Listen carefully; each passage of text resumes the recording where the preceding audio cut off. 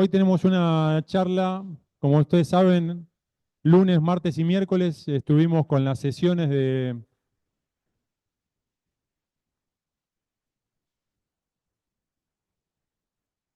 como ustedes saben, lunes, martes y miércoles estuvimos con las sesiones de arquitectura. Son los talleres de arquitectura los que van a dar la clase del día. Hoy tiene que ver con la materia, el espacio y la materia. Yo se los vengo repitiendo estos días, pero ustedes saben que hay 12 talleres de arquitectura en 3 bandas horarias.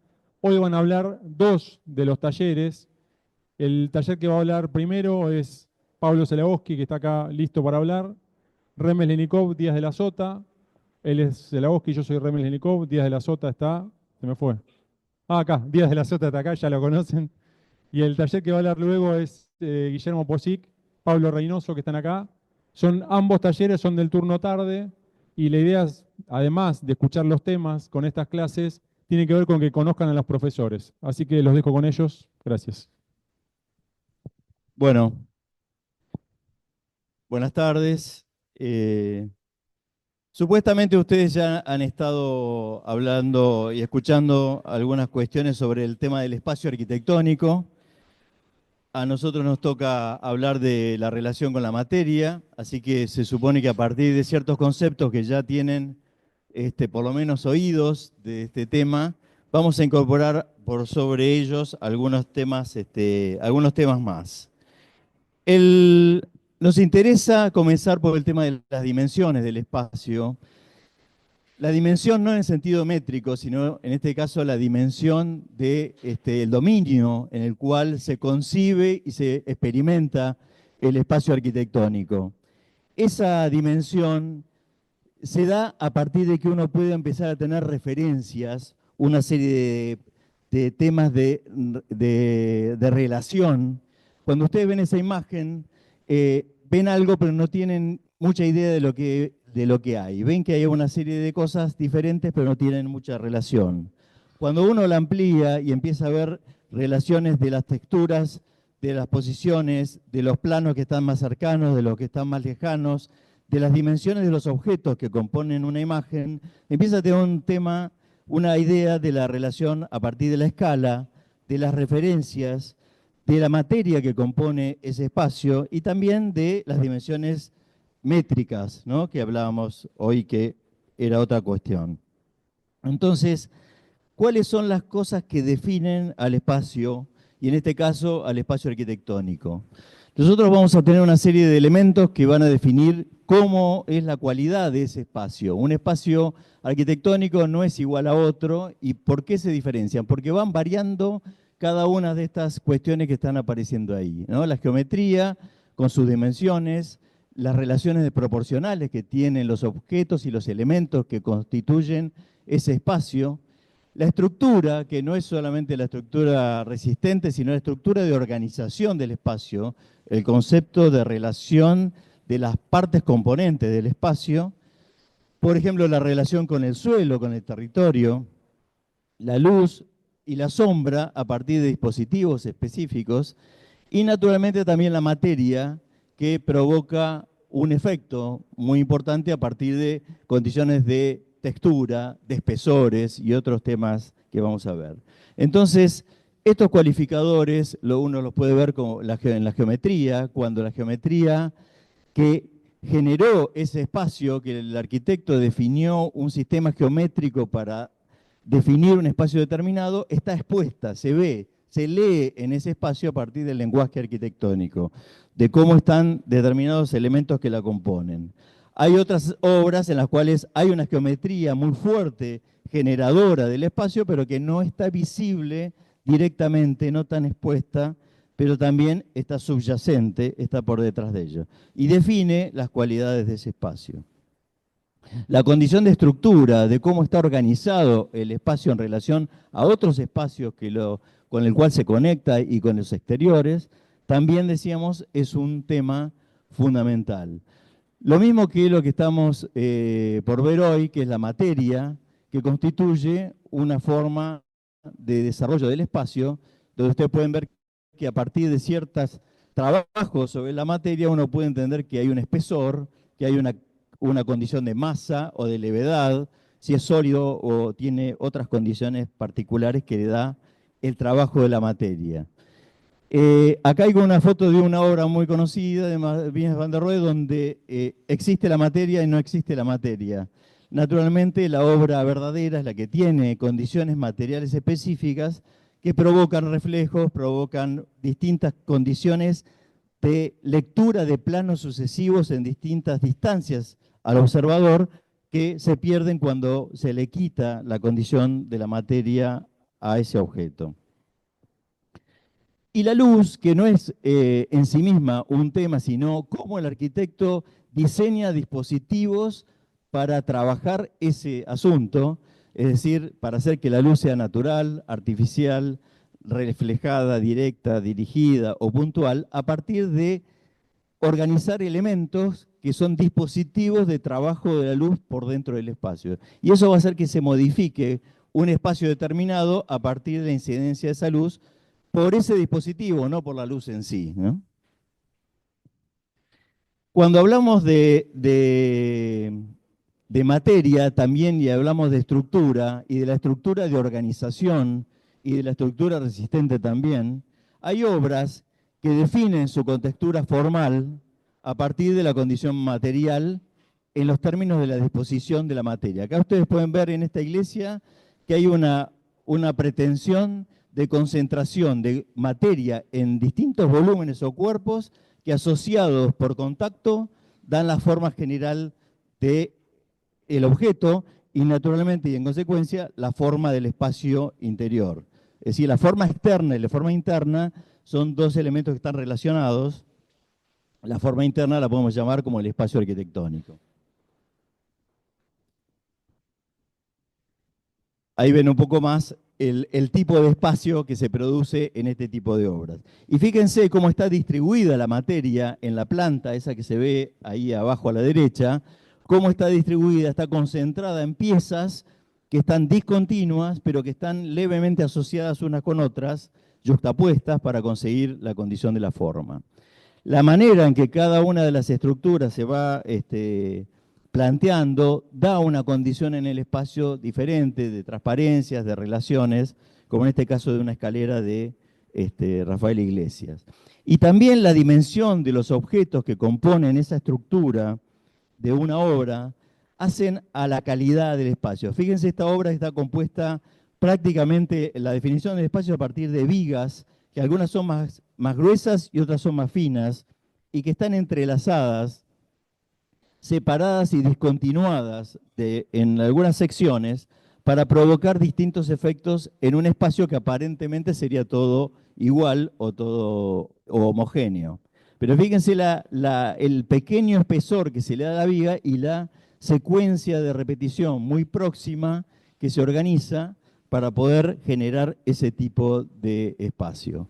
Y entonces, en cada lugar donde se van haciendo modificaciones en esa trama de vigas establecidas, se va provocando un espacio diferente. También la repetición de una estructura como una pieza estructural que ya está estudiada en todas sus dimensiones, puede ser por repetición y por transformación y por simultaneidad, estableciendo una calidad del espacio, sumando la posibilidad de la captación de la luz a la vez. También la estructura habla del espacio arquitectónico o incide en el espacio arquitectónico cuando esa estructura está tratando de desviar la atención de cómo descargan las fuerzas de los pesos de los elementos hacia el suelo, es decir, haciendo una simulación de que la gravedad no existe y que hay cosas que flotan a partir de un concepto estructural determinado. Las texturas diversas y los planos sucesivos de la estructura también generan diversidad en el espacio arquitectónico, es algo que se puede prestar atención y manejar de esa manera. Cuando hablamos de cómo incide la materia en el espacio arquitectónico, nosotros hablamos de un plan material. Ese plan material es una parte del trabajo de la materia en el espacio que puede constituirse, digamos, en 4 momentos. Uno podría decir, cuando trabaja la materia para definir espacios, hay 4 momentos. El primero, que es el que vamos a hablar y detenernos, es el plan material. Luego vendrá definir los materiales. Acá lo que no tenemos que confundir es material con materiales, ¿no? Materia o materiales.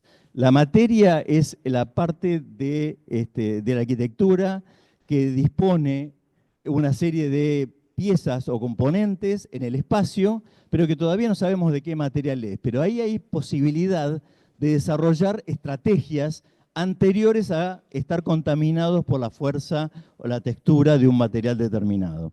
A eso es lo que llamamos el espacio del plan material. Un segundo momento, sí, vendrá la definición de un material determinado, el ladrillo, la madera, el hormigón, lo que fuese, y sus efectos espaciales que también agregan al espacio arquitectónico.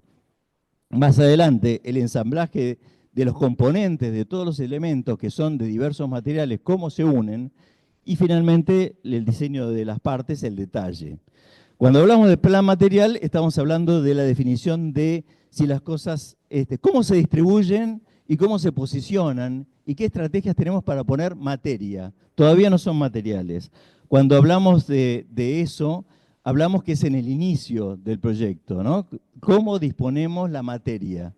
Y luego vamos a ir a pasar a la etapa de decidir los materiales. Esto es acero, esto es madera, esto es ladrillo, y eso va a influir también en el espacio en consonancia con el plan material del paso anterior. Luego vemos las condiciones de ensamblaje de las distintas piezas que componen a esa arquitectura, sea de los materiales que sea, de diversos materiales, cómo se unen. Y finalmente, la escala más pequeña, la escala de detalle, donde decidimos los pequeños contactos, las pequeñas relaciones, y que son las que a una escala directa con el observador van a provocar un efecto muy importante en la concepción del espacio arquitectónico.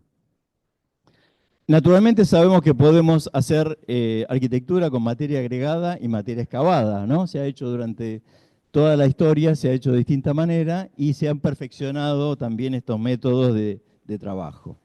Pero también otra cuestión que tiene que ver con la materia y con los materiales es un tema del lenguaje arquitectónico. El lenguaje arquitectónico es cómo se definen las piezas componentes, ¿no? Cómo se diseña la comunicación de un objeto. Cómo una columna dice que es una columna, que a veces ustedes las ven un elemento cilíndrico, alargado, o a veces ven estas columnas que son un compuesto de piezas de madera asociadas. Es decir, eso es el lenguaje con que se expresa un elemento.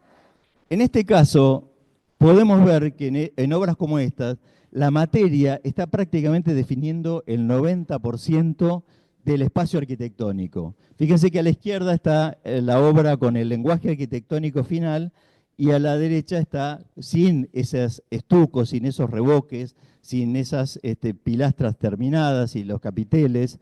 Es decir, la materia puede llegar a definir casi la totalidad de la condición del espacio interior o exterior. A veces, en la arquitectura, en la historia, unas arquitecturas han trabajado un material simulando la manera de ensamblaje de otro material. En la arquitectura griega se emulaba la construcción en madera, pero hecha en piedra, ¿no? Eso se podía ver en esas obras. Pero también se podía ver en el medioevo, cuando ustedes ven este tipo de obras, donde el trabajo de madera que se hacía en los interiores también se replica con la piedra por fuera, con el mismo criterio, no mostrando cómo es la piedra en su esencia, sino simulando que son esas tablas o tableros de madera que en el interior de los edificios se desarrollaban. Pasa lo mismo en esta torre, que simula la estructura de madera y sin embargo es totalmente realizada en piedra. Del mismo modo también, estos engaños entre materia y lenguaje se dan, si ustedes ven una iglesia renacentista de ladrillo y estuco, o una iglesia de piedra, y ven estas iglesias de madera del sur de Chile, pueden ver que está la definición, está presente la definición de un espacio similar al del Renacimiento con piedra o con estuco, en este caso en obras con madera. Entonces, podemos dudar de que un lenguaje arquitectónico y un material no define las características, unas características precisas del espacio, sino las define en la manera que las manipulemos nosotros. Es decir, tenemos la libertad de manipular esa materia. Para manipularla, nosotros vamos a tratar de definir ciertos aspectos que podemos trabajar sobre la materia. Por ejemplo, el posicionamiento de dónde van las cosas, dónde se pone esa materia para definir el espacio, qué densidad de materia voy a distribuir, cómo la voy a distribuir en porcentajes, en cantidades, en el plano. Ahora vamos a ver algunos ejemplos. ¿Y qué función va a cumplir cada elemento en el espacio? ¿Cómo nos va a incidir como observadores en ese espacio cada uno de los elementos componentes?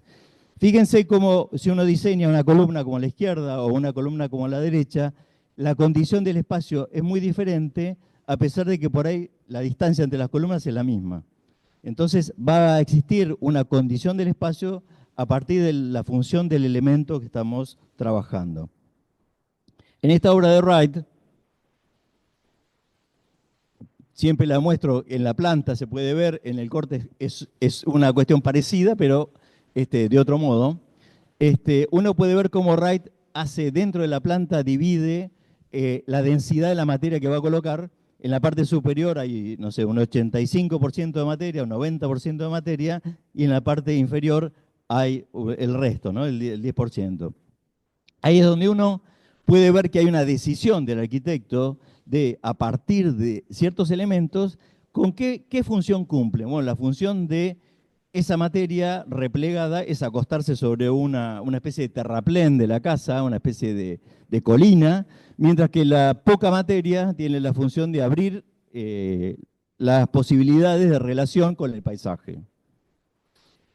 Lo mismo que esta obra de Mies van der Rohe, donde se considera espacialmente, y no por los materiales solamente, sino por la forma en que está la materia determinada, y después está reforzado por la elección de los materiales, que hay una condición material arriba, que es muy ligera, apenas unas pequeñas columnas, unos pequeños planos, unos pequeños elementos, y por debajo un edificio mucho más rústico, más pesado, más trabajado y más compartimentado, que está hecho con hormigón.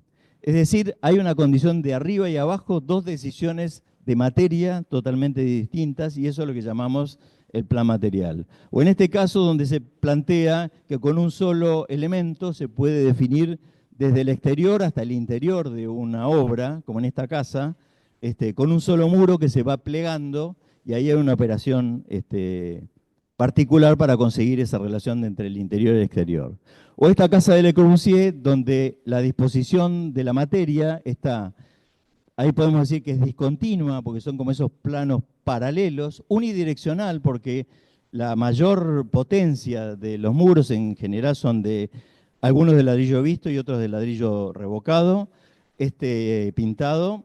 Ahí pueden ver que tiene una sola dirección dominante en el proyecto.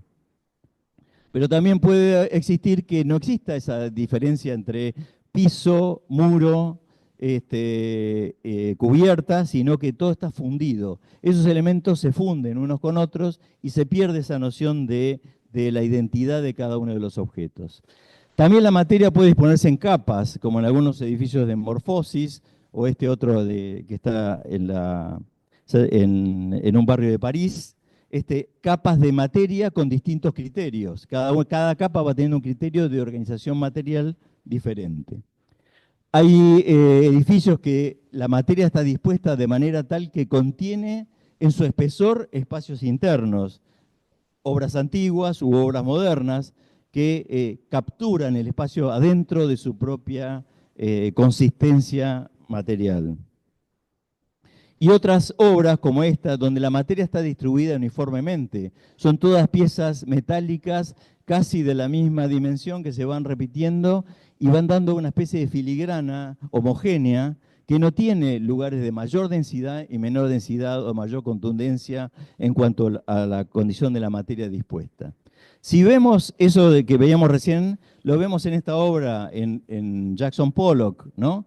Hay una distribución uniforme de la materia. Casi no hay elementos de grande densidad, puntos focales muy importantes. Hay una homogeneidad del trabajo de todo el cuadro. Perdón.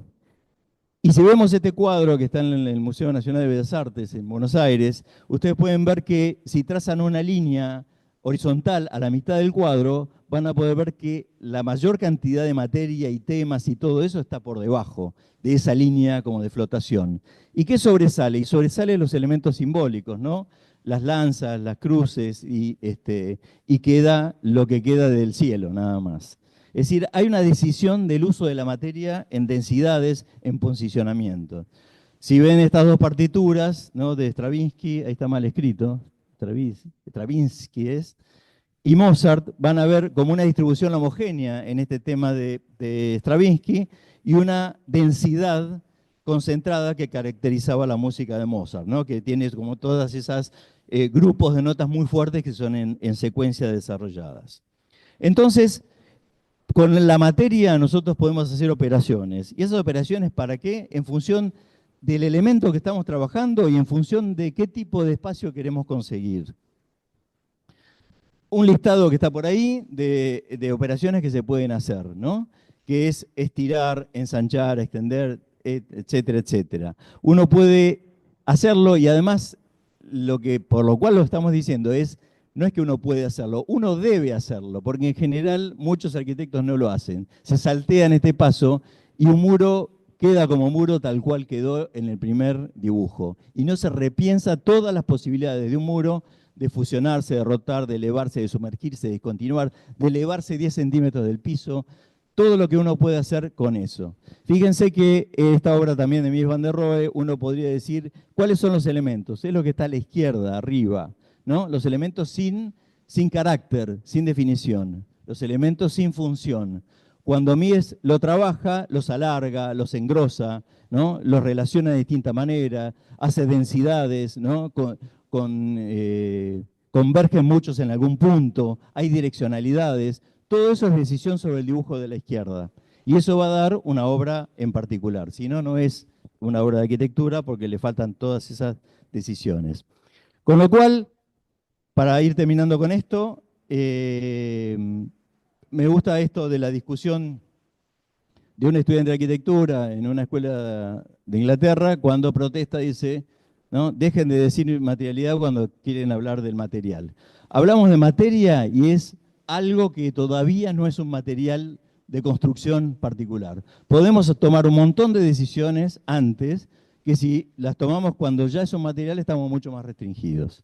Entonces, eso por un lado, y también me interesa que el estudiante de arquitectura sea un estudiante que discute, que pregunta, que puede elaborar su propio camino, tener una posición crítica, y en ese sentido es lo que tratamos nosotros desde el taller, generar un lugar, un espacio donde no hay una única idea, sino que todas las ideas y el pluralismo de las ideas se puedan desarrollar todas juntas. El taller 7, ya lo presentó hoy Pablo Remesnikov, ahí hay un Instagram de un conjunto de talleres, porque pertenece a una red de talleres de historia y de teoría, que también ustedes se van a tener que escribir este año primer año en Teoría 1, también estamos ahí en la mañana. En ese sentido, también, si quieren ver, acá no salió la diapo, no sé por qué, si quieren ver, ahí está. Si quieren ver qué se hace en el taller de arquitectura, en el repositorio del material digital de la Universidad de La Plata, que se llama CEDICI, están nuestros libros que hacemos todos los años.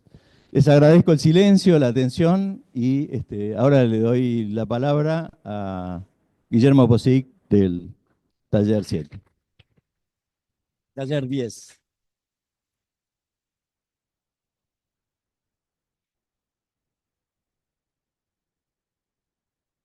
Espera que te lo...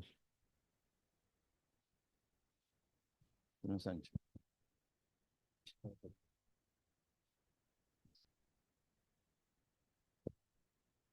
Hola, hola.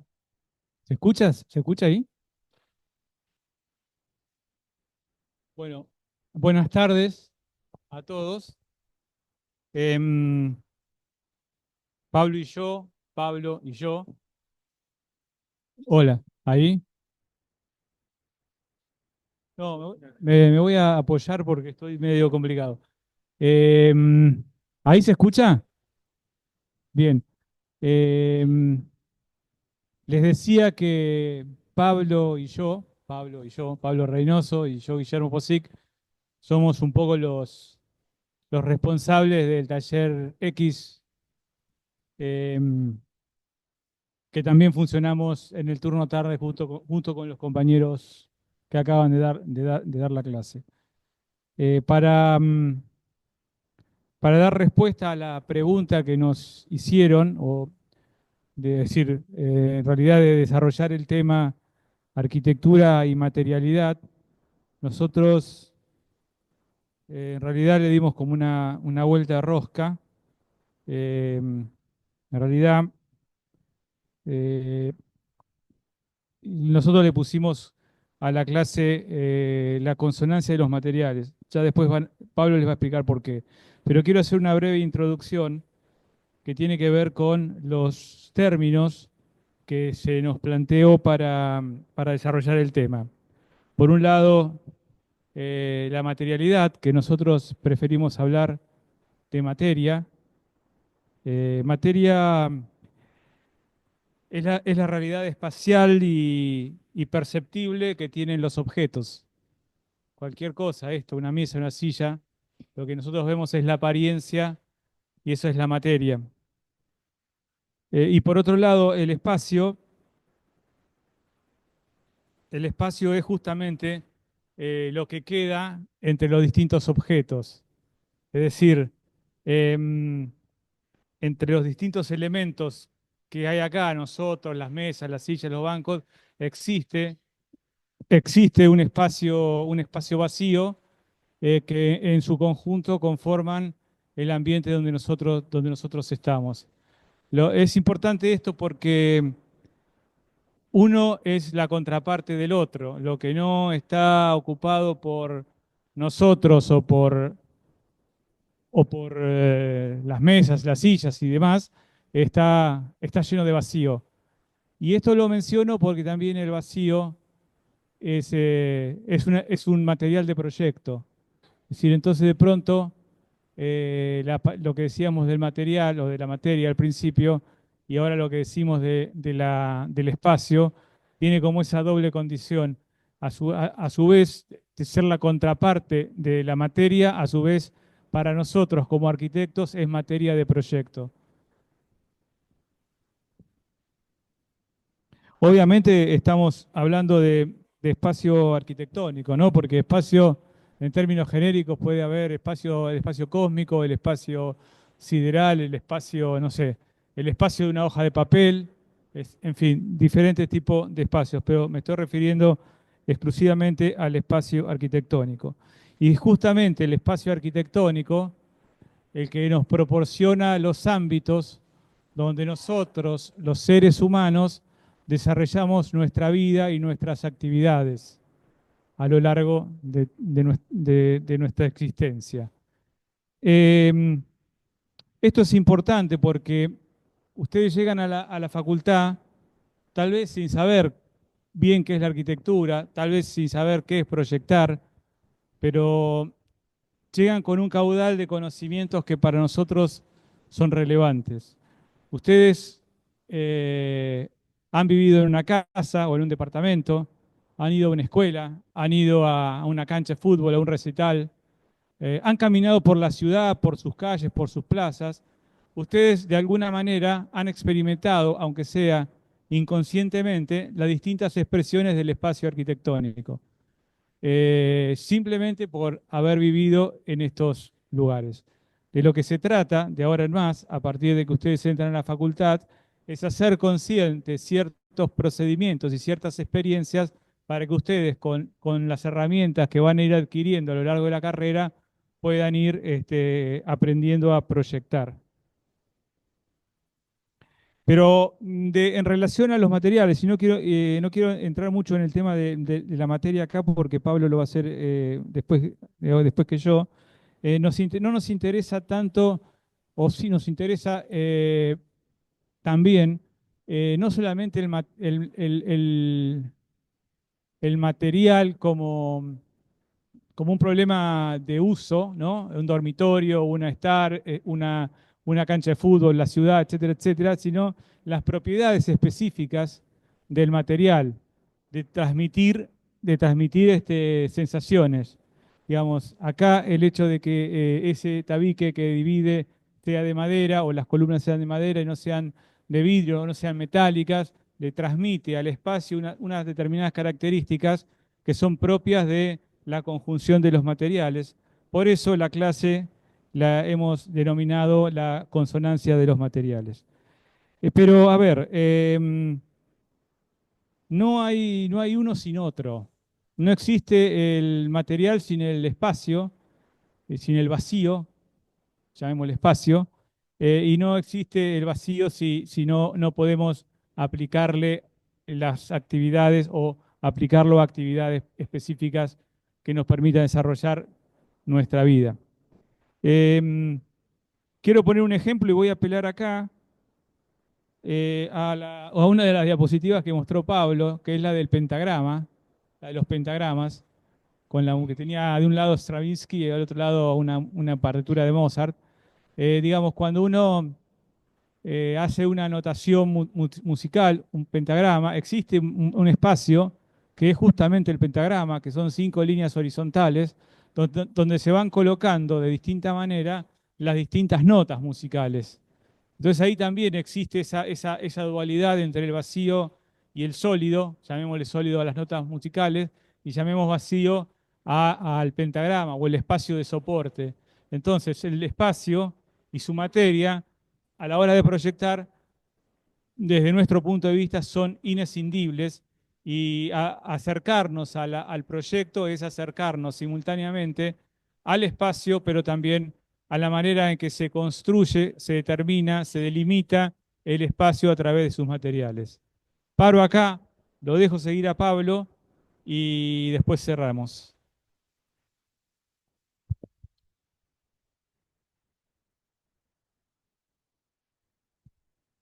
Gracias.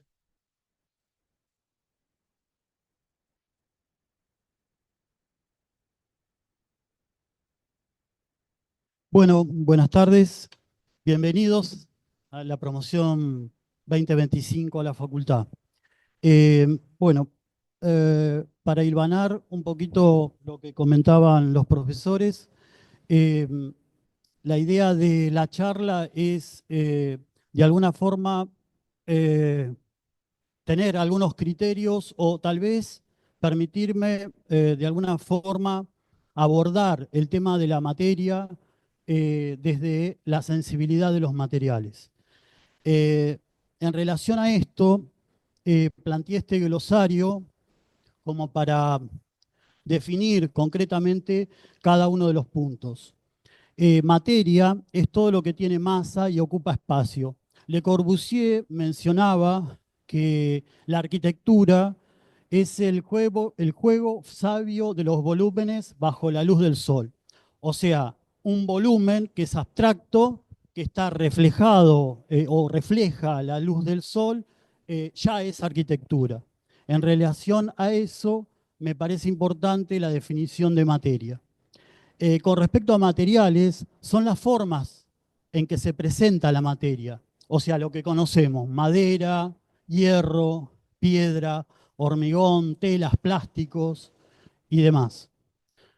Y la materialidad es el concepto que refiere a la naturaleza física y tangible de los materiales, o sea, sus propiedades y características. Ahí es donde nosotros también entramos a poder manipular esos materiales, porque tienen condiciones físicas, que las podemos calificar en estos puntos, que son la densidad, la dureza, la resistencia, la apariencia, el color, la textura, el brillo, la opacidad.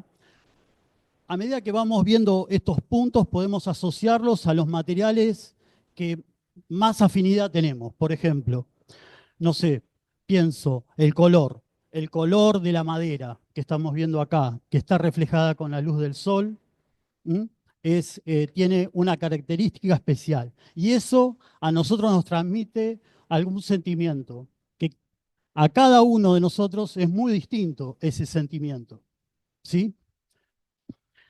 El tacto, la suavidad, la rugosidad, el olor, los aromas, el olor, el sonido a golpear esos materiales, el crujir, por ejemplo, de la madera. Ahora bien, estos temas, creo yo que hay una consonancia entre esos materiales. O sea, hay una afinidad que nosotros tenemos que estudiar y podemos probar, ensayar concretamente en los proyectos, que son materiales que son compatibles unos con otros. Por ejemplo, pienso la madera, el ladrillo, el acero, el vidrio, la piedra, la madera, y así sucesivamente. O sea, a partir de esa, si me permiten, intuición casi sensorial de los materiales, yo puedo lograr una consonancia, o sea, que los materiales empiecen a vibrar en un espacio definido. Para esto me voy un poquito a 5.000 años atrás, perdonen que me vaya tan a... pero arrancamos desde acá, desde Stonehenge, una piedra sobre otra, directamente la piedra extraída de la naturaleza, posicionada en un territorio con una geometría específica y una técnica intuitiva de poner una piedra sobre otra. Hoy por hoy lo podemos traducir en columnas y dintel. Por lo que se sabe, poco se sabe de esta intervención, suponemos que esto tuvo una cubierta de madera o de paja, no sé qué material se habrá utilizado, pero lo que permanece hasta el día de hoy es este material que es permanente, casi para siempre. Tiene la condición de lo permanente, ¿no? La piedra te transmite eso, ¿no? La permanencia, la estabilidad, lo podemos llamar monumental. Ahora bien, si nosotros nos trasladamos a la actualidad, a partir de una técnica específica, el avance del conocimiento tanto científico como del conocimiento sobre la naturaleza, nos lleva a este edificio, que es un edificio conformado en hormigón armado, postezado, ya la técnica la van a estudiar a medida que avancen sobre la carrera, pero tiene como el mismo principio, o sea, dos piedras que hacen de columnas y una cubierta que cubre un espacio. Para tomar dimensión de esta longitud que tiene este proyecto, son 60 metros de luz libre, prácticamente media cuadra de planta libre, llamémosle. O sea, me parece que en el momento de que vos te enfrentes al proyecto, tenemos que tener como un bagaje científico específico de cómo son los comportamientos de los materiales y por otro lado, un bagaje sobre la naturaleza que es muy importante en la hora de poner en juego cuando hacemos un proyecto. Ahora bien, si me permiten también plantear este tema de los materiales y qué nos transmiten, qué sentimiento nos despierta, por ejemplo, la utilización de la madera. Tal vez automáticamente nos viene a la cabeza el tema de la calidez, lo doméstico, lo cotidiano, no sé, la felicidad. Y tal vez si pensamos, la madera tiene como el ciclo biológico del ser humano, que nace, se desarrolla y muere. Entonces, el sentimiento que al menos es una apreciación tal vez personal que me transmite a mí, es eso, ¿no? Si yo lo veo como cálido, es una afinidad que yo tengo con ese material que tal vez viene por ese ciclo de la vida. Podemos lograr con la madera espacios de este tipo, espacios donde el color, la textura, la, la levedad, lo fino de cada uno de los materiales, o sea, los espesores, los grosores, se pueden transmitir y trasladarlos al proyecto, al espacio. O bien el hormigón, ¿no? El hormigón, como veíamos en el ejemplo anterior. En este caso, podemos definir este espacio como único, con un solo material, se define espacialmente, pero si nos vamos como acercando al detalle de cómo son esas superficies, aparecen estos temas característicos del material. La textura, la rugosidad, cómo la luz cenital interactúa con ese material y transforma incluso ese espacio, que yo lo veo como tal vez enorme o monumental, en una sensación de calidez y agradable para el uso específico que va a tener ese espacio. Ahora bien, en este estudio, por ejemplo, de la luz y cómo incide sobre ese espacio, esta es una obra que está dando y se ve reflejada desde las 8:30 de la mañana hasta las 4 de la tarde, cómo incide el sol en ese espacio, hay un fenómeno fantástico que aparece y lo podemos ver, que es el paso del tiempo. O sea, creo que es en los lugares o en los espacios donde podemos percibir y ver el paso del tiempo. O sea, eso fusionado con el material elegido, en este caso el hormigón, genera estos espacios fantásticos que tenemos que, de alguna manera, resignificar. Ahora bien, también, o sea, el sentido común nos lleva a pensar que poner una piedra sobre otra es lo mismo. O sea, o todo el mundo puede hacerlo. En todo caso, se hace.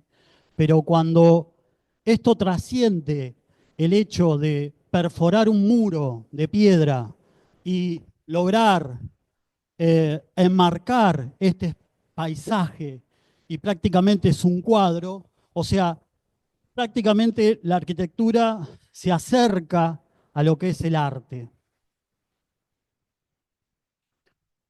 Con respecto a esto que decía del sentido común, la lógica nos plantea esto de poder apilar un ladrillo sobre otro. Pero cuando aparece la elección del material que yo quiero, en este caso el ladrillo, y quiero hacer un espacio más bien de reflexión, de introspección personal, tal vez la combinación de este material único en todo este espacio, porque piso, paredes, cubiertas es de ladrillo, más la fusión con la luz solar, genera estos espacios maravillosos. Ahora bien, volvemos a las características del material. En este caso, tal vez la intención del arquitecto era reflejar la luz lo más difusa posible.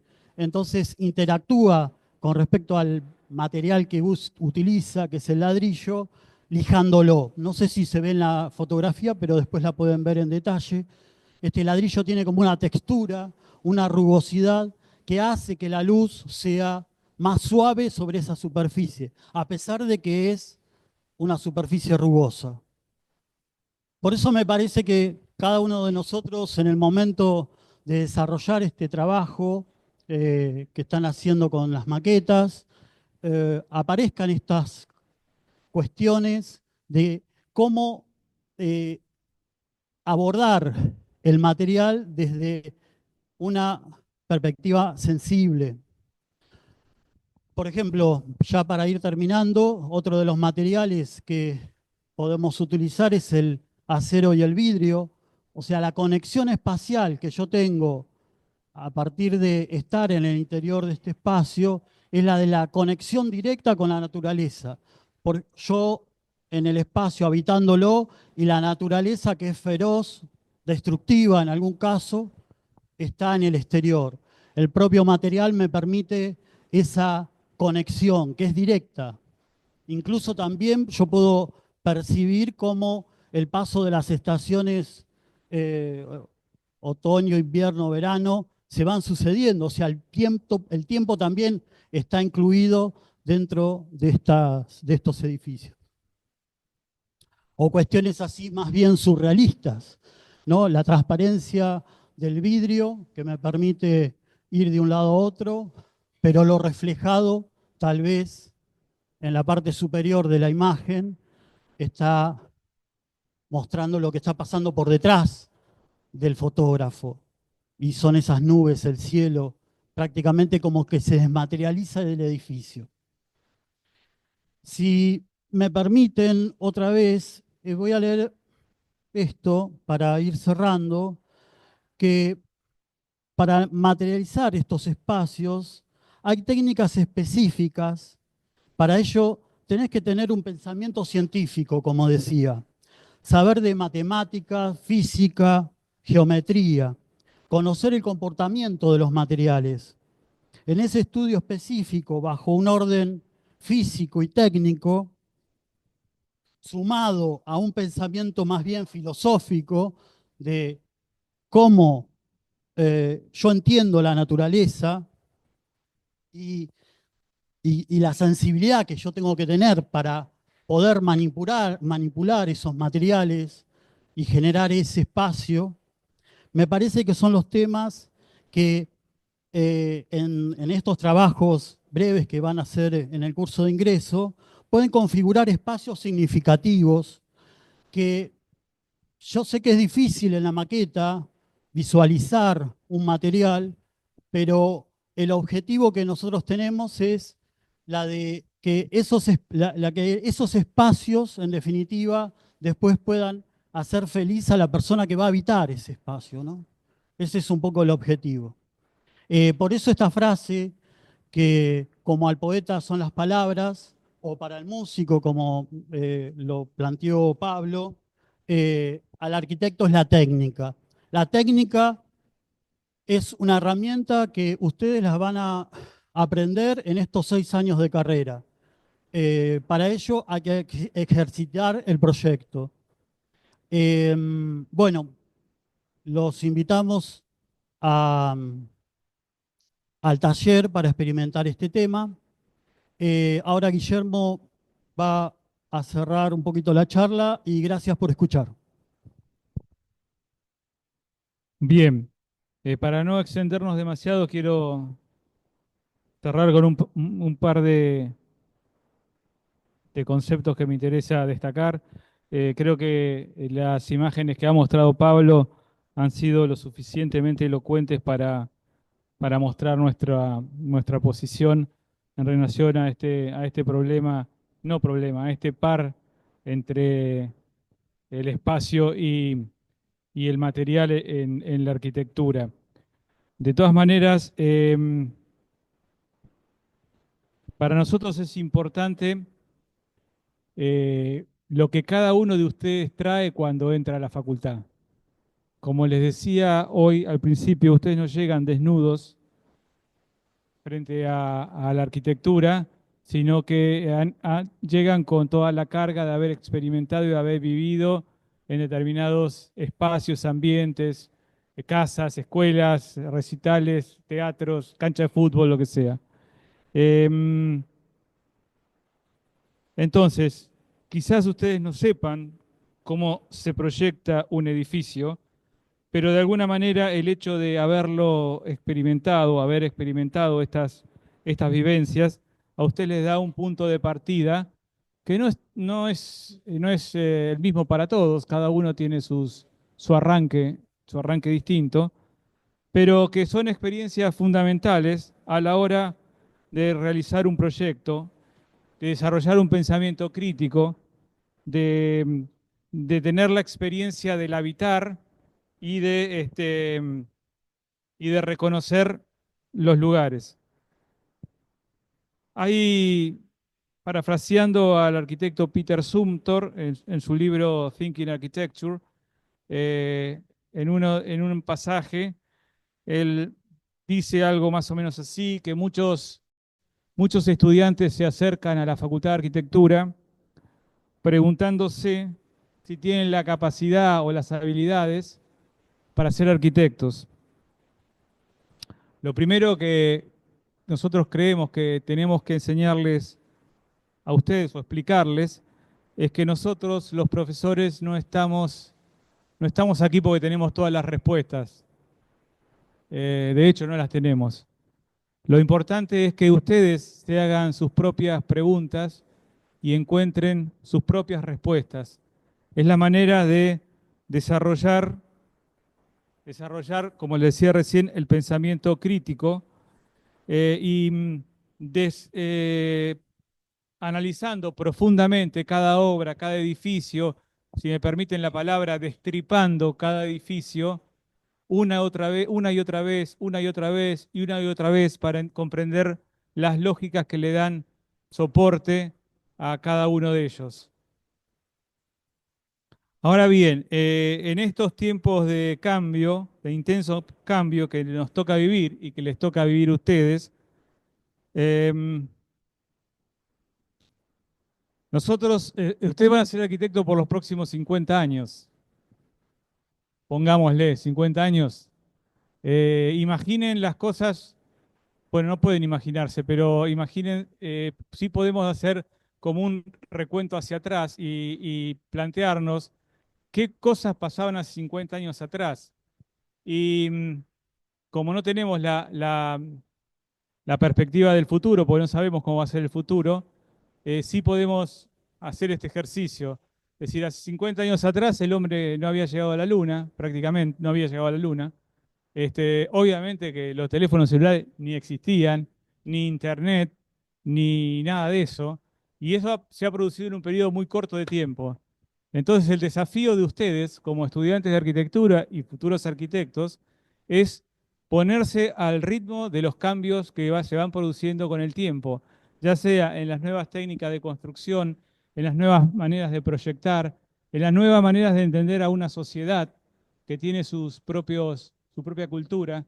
No es lo mismo proyectar un edificio aquí que en Finlandia o en Nigeria, digamos. Las condiciones culturales, sociales, climáticas son particulares. De todas maneras, perdón, yo tenía que pasar una imagen, no sé cómo hago para pasar. Ahí está. De todas maneras, hay un punto de encuentro entre ustedes y nosotros. Em, esta imagen es de un fotograma de una película de un director japonés que se llama Ozu, y para nosotros es bastante elocuente porque representa de alguna manera ese encuentro entre dos generaciones. Por un lado nosotros que nos estamos yendo y ustedes que están llegando, y en esa entrega de, no sé, una piedrita o algo del anciano al niño, de alguna manera transmite esa entrega de un conocimiento o de ciertas técnicas o cierta manera de entender las cosas para que las nuevas generaciones sean las encargadas de seguir llevando a la humanidad a un destino mucho mejor del que tenemos actualmente, espero. Porque por un lado pareciese que las cosas van para atrás. Y la tarea de ustedes es que las cosas vayan para adelante.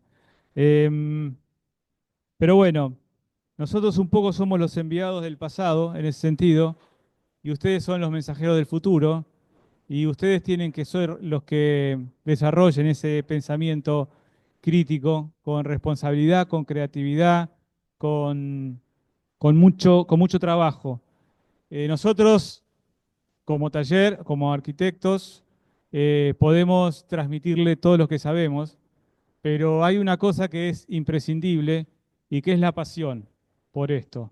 Y que eso, los únicos que la pueden poner son ustedes, cada uno de ustedes. Si no hay pasión, no hay avance, no hay progreso, no hay conocimiento posible. Así como nosotros tenemos la pasión por la enseñanza, por la docencia, esperamos que del lado de ustedes tengan, por ustedes mismos sobre todo, esa capacidad de dedicarle el tiempo que es necesario y de pensar en los problemas del futuro.